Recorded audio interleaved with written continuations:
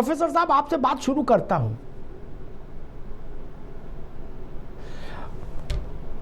इस युद्ध में क्या होगा, परिणाम अलग विषय है, लेकिन खamenei मारे गए अमेरिका और इजराइल की चपेट में आकर। मुस्लिम देशों, 57 मुस्लिम देश हैं दुनिया में, उसमें 56 अपनी अपनी ढपली, अपना अपना राग बजा रहे, कोई ईरान के साथ नहीं खड़ा ना। जो मुस्लिम वर्ल्ड की बात कही जाती थी वो भी चिंदी चिंदी हो गई, और भारत में हंगामा हो रहा है लाल चौक से लेकर लखनऊ तक। भारत का क्या लेना देना प्रोफेसर साहब?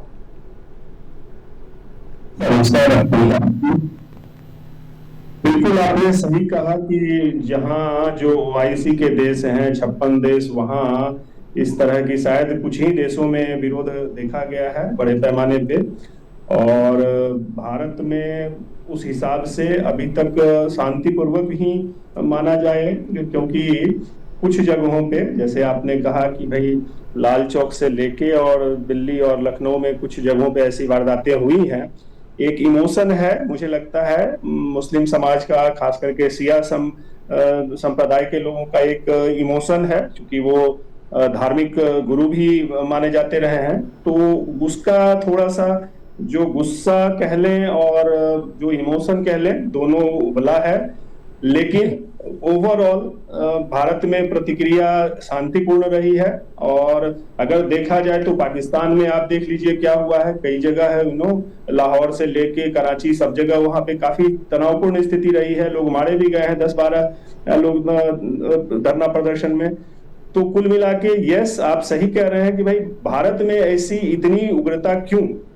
क्या ये भारतीय जो मूल्य हैं, जो यहाँ की मान्यताएं हैं, ठीक है, भावना है, उसका प्रदर्शन नहीं प्रोफेसर साहब मेरा सिर्फ मैंने ये सवाल इसलिए उठाया कि पुलवामा की घटना घटी, ये कोई लोग पोस्टर लेके, मोमबत्ती लेके आए कि हमें दुख है, हम प्रदर्शन करेंगे, जुलूस नहीं आए ना। पहलगांव की घटना घटी, दुनिया भर में निंदा हुई, ये लोग आए क्या जो आज मोमबत्ती लेके, पोस्टर लेके घूम रहे हैं और छाती पीट रहे, हाय हाय हाय हाय खामनेई। लखनऊ में कह रहे हो हर घर से खामनेई निकलेगा, और लखनऊ में निकल के क्या करेगा खामनेई हर घर से? वहां क्या छोले भटूरे बेचोगे? वहां क्या करोगे यार? अजब तमाशा इस मुल्क में, बोले लखनऊ में खामनेई निकलेगा हर घर से। अरे मारेगा अमेरिका और निकलेंगे लखनऊ में आके, यार तमाशा कर रहे हो? नहीं प्रोफेसर साहब, मसला ये मार रहा नेतन्याहू और ट्रंप, और भोपाल में चूना भट्टी में खामनेई निकलेंगे हर घर से। वहां निकल क्या करेंगे चूना भट्टी में? जिनको जाना है वो वहां ईरान जाएं, ईरान की मदद करें, यही तो मैं आपसे पूछ रहा था। मैं उस बात को नहीं कह रहा कि किस देश के अंदर प्रदर्शन हुआ, वो नहीं मुस्लिम देश, मैं कह रहा हूं 56 मुस्लिम देशों ने as a state, as a nation Iran के साथ कहीं कोई सॉलिडरिटी नहीं जताई। इवन इसके उलट 56 में से 50 देश कम से कम ये अमेरिका की चरण वंदना में साष्टांग कर रहे हैं।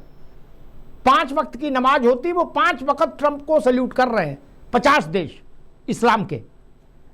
प्रोफेसर साहब ये क्या, ये इस्लामिक वर्ल्ड कैसा मैं समझ, और भारत में कह रहे हो कि खामनेई घर से निकलेगा। यार हमारे यहां कम आबादी है कि खामनेई को और ले आओ।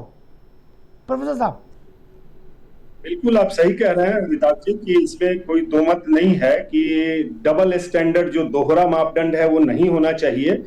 जो राष्ट्र प्रथम की बात होती है, हमेशा हमारे यहाँ की जो स्थिति है, चाहे आपने बहुत सारे एग्जाम्पल दिए, उसमें पूरा समाज नहीं खुल के आया, इसमें संदेह नहीं है कि वैसी घटनाएं, दुर्घटनाएं हुई हैं, लेकिन उसको इससे कंपेयर ना किया जाए, क्योंकि एक अलग मुद्दा है। थोड़ा सा इमोशन में जो कहते हैं ना, एक रामायण में एक बहुत बड़ी अच्छी कहावत है कि भावना में, भरत जी ने कहा राम से कि भावना में ज्ञान नहीं होता, तो वही है कि ये भावना में बहे हुए लोग हैं। थोड़ी सी ना ना ना ना ना गड़बड़ बहुत गहरा है, आप सरल आदमी हैं, उस अंधकार को समझिए। एक दो बच्चों का वीडियो है, उनकी उम्र होगी 12 साल, एक की 10 साल, एक की 12 साल। वो क्या क्या कह रहे हैं आप सुनेंगे तो आपके कान से धुआं निकलने लगेगा प्रोफेसर साहब। क्या कान से धुआं? वो मोदी को मारने की बात कह रहे हैं। वो कह रहे हैं कि मोदी ने खामेनेई को मरवा दिया।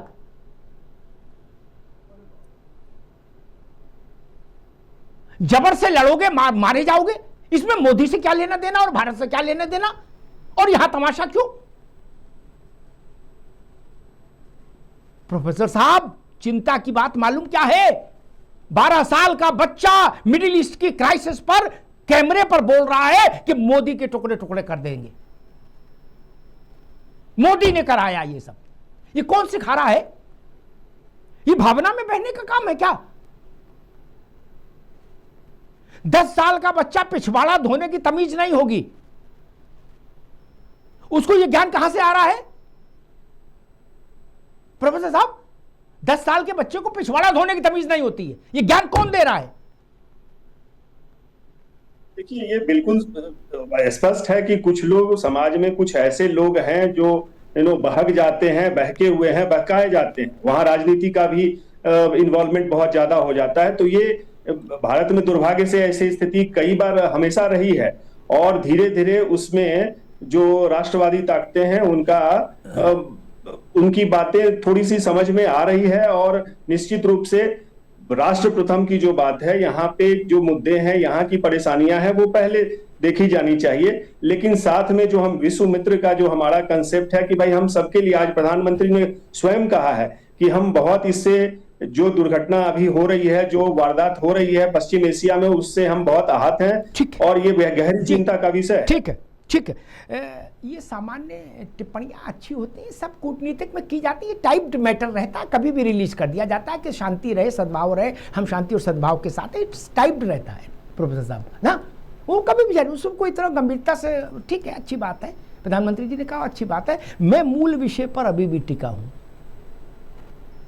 खामेनेई नहीं बच पाए अमेरिका के, इजराइल के ताप से, हमारी जिम्मेदारी थी, उनको प्रोटेक्शन नहीं थी, तो यहां हंगामा क्यों कर रहे हो? बस इतनी सी बात है।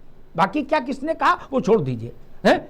बोलते तो संयुक्त राष्ट्र संघ वाले भी कुछ ना कुछ है, रिलीज जारी करते हैं। वो कहां है? वो तो टेबल के नीचे घुसे हैं। कहां है संयुक्त राष्ट्र संघ? बताइए।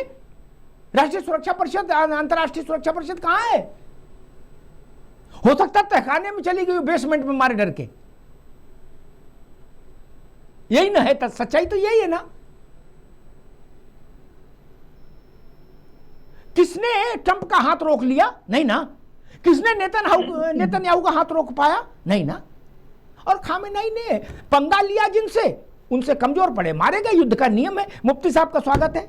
मुफ्ती साहब, मैं ये नहीं समझ पा रहा, पुलवामा में लोग मारे गए, ये जुलूस वाले कतई नहीं निकले, जाने कहां इनकी मोमबत्ती गायब हो गई। पहलगांव में धर्म पूछकर 25 लोग मारे गए, ये एक भी लाल चौक पर झंडा लेकर नहीं आए छाती पीटने, ना लखनऊ में आए। अब लखनऊ में कह रहे हैं कितने खामेनेई मारोगे, हर खर्च से खामेनेई निकलेगा, खामेनेई निकले। अरे लखनऊ में क्यों निकलेगा चाचा? ईरान छोटी जगह है क्या? वहीं निकालो यार। मुफ्ती साहब, नहीं, भारत को जब भी घाव लगा आप नहीं निकले। अब खामेनेई का मातम यहां होगा क्या? मुफ्ती साहब, देखिए, शुक्रिया कि आपने मुझे ईरान जैसे मिडिल ईस्ट के इश्यू पर मुझे आपने बोलने का मौका दिया, इसके लिए आपका धन्यवाद भी, शुक्रिया भी। देखिए, एक बात मैं आपको बताता हूँ कि देखिए, ईरान में जो क्राइसिस हुआ या ईरान पर जो अटैक हुआ, इजराइल और अमेरिका की खुल्ला गुंडागर्दी और दादागिरी है। मिडिल ईस्ट को अगर बर्बाद करने का किसी को क्रेडिट जाता है तो चचा अंकल ट्रंप को, उससे पहले जितने अमेरिका के हुक्मरान हैं, इस उनको जाता है। देखिए, मैं मिडिल ईस्ट पर का अच्छा मैं जानकार हूँ, मुझे इस पर अच्छा नॉलेज है। इराक को बर्बाद किसने किया? अमेरिका ने। सीरिया को बर्बाद किसने किया? अमेरिका को। सूडान को बर्बाद किसने किया? अमेरिका ने किया। अब ईरान को बर्बाद कर रहा है अमेरिका। देखिए ये प्रोटेस्ट जो हो रहा है, ये प्रोटेस्ट होना चाहिए। बांग्लादेश में भी हिंदुओं पर अत्याचार हुआ था, प्रोटेस्ट हुआ था। आपने पुलवामा की जो बात कही, पुलवामा पर तो पूरे भारत के मुसलमानों ने प्रोटेस्ट किया था।